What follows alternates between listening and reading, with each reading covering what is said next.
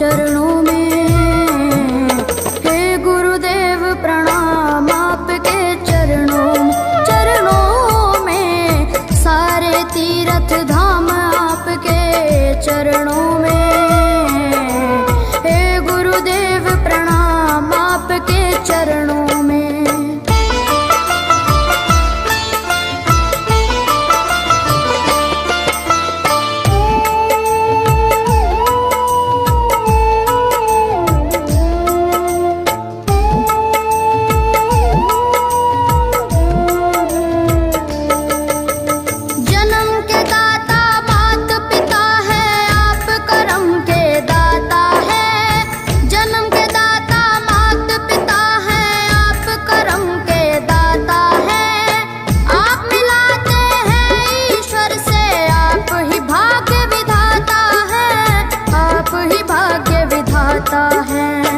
दुखिया मन को रोगी तन को, दुखिया मन को रोगी तन को मिलता है आराम आपके चरणों में। हे गुरुदेव प्रणाम आपके चरणों में, चरणों में सारे तीर्थ धाम आपके चरणों में। गुरुदेव प्रणाम आपके चरणों में।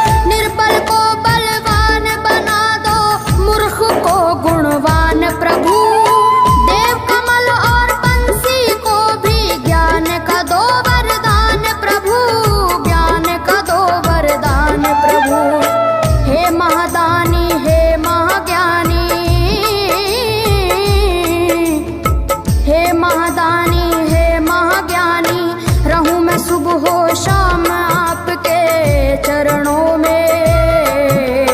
हे गुरुदेव प्रणाम आपके चरणों में, चरणों में सारे तीर्थ धाम आपके चरणों में। हे गुरुदेव प्रणाम आपके चरणों में। करता करे न कर सके पर गुरु करे सब होए। सातों दीपानों खंड में गुरु से बड़ा न कोई, गुरु से बड़ा न कोई, प्यारे गुरु से बड़ा न कोई। मैं तो सात समुद्र की मसीह करूं, लेखन सब बन गए राय।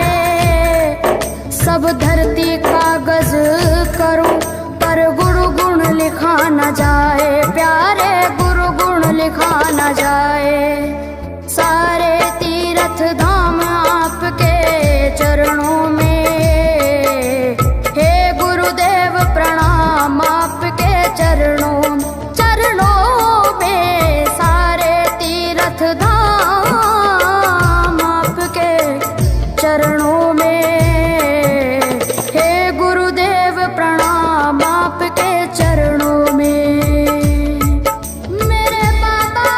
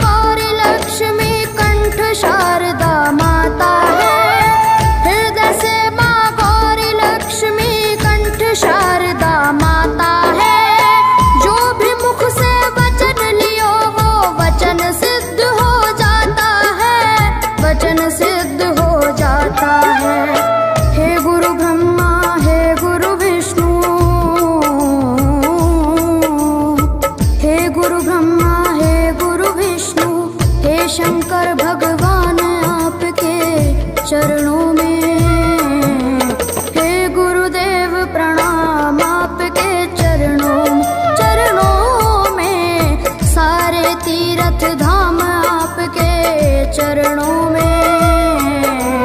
हे गुरुदेव प्रणाम आपके चरणों में।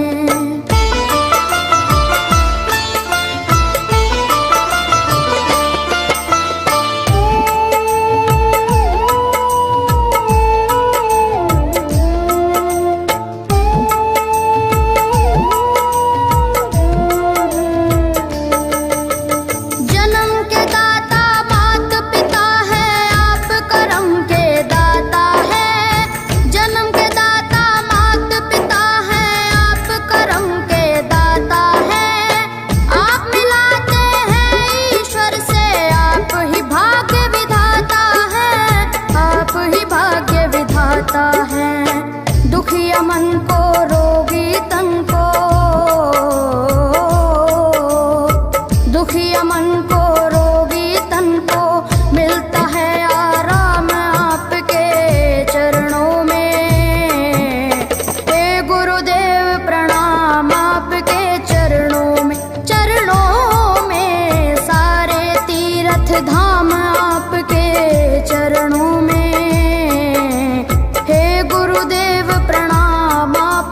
चरणों में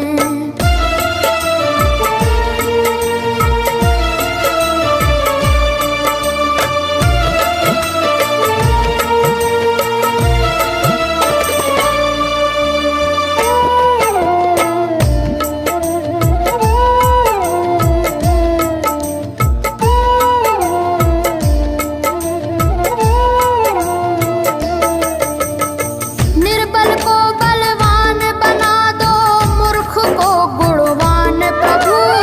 निर्बल को बलवान बना दो, मूर्ख को गुणवान प्रभु। देव कमल और बंसी को भी ज्ञान का दो वरदान प्रभु, ज्ञान का दो वरदान प्रभु। हे महादानी हे महाज्ञानी, हे महादानी हे महाज्ञानी, रहूं मैं सुबह हो शाम आपके चरणों में। हे गुरुदेव प्रणाम आपके चरणों में। चरणों में सारे तीर्थ धाम आपके चरणों में। हे गुरुदेव प्रणाम आपके चरणों में। करता करे न कर सके, पर गुरु करे सब होए। सातों दीवानों खंड में गुरु से बड़ा न कोई, गुरु से बड़ा न कोई, प्यारे गुरु से बड़ा न कोई। मैं तो सात समुद्र की मसी करूं, लेखन सब बन गए राय। सब धरती कागज करूं, पर गुरु गुण लिखा न जाए, प्यारे गुरु गुण लिखा न जाए। सारे तीर्थ धाम आपके चरणों में। हे गुरुदेव प्रणाम आपके चरणों में। चरणों में सारे तीर्थ धाम आपके चरणों में। हे गुरुदेव प्रणाम आपके चरणों में। मेरे बाबा है, मेरे बाबा